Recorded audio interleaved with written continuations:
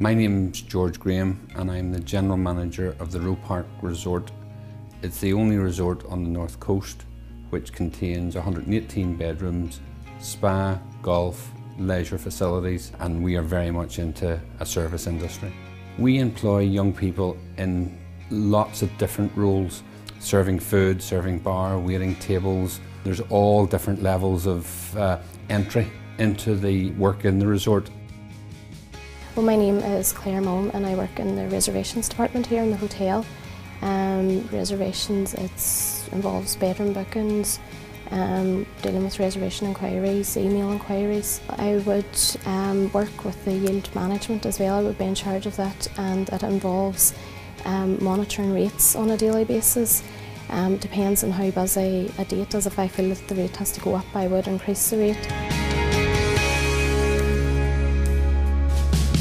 In our industry, we find that we don't look for formal qualifications, because a lot of the jobs we do is training on the job, and also then what we can do for people as well is we can facilitate more training and more qualifications while they're here. Even as a casual worker, we're still very into training. At the time that I went for my interview, I had 6 GCSEs and 3 A-levels. I was in university. I did a business course, but I only done it for 1 year and felt that it wasn't for me, and the job had come up for here and I got it, and I have been here ever since. What I like best about my work is dealing with the general public every single day. Every day is different. If we can get a young person that can communicate and can come across well, then whatever job they're in, they're going to work well for us. There's no substitute for person-to-person interaction in our industry. There's no machines going to serve you coffee or serve you your dinner. It's all down to being very personable and being communicative with your guest and with your other employees, which is very important as well. The people that should go into this industry is the people that have a love for it, good communication skills, outgoing, friendly.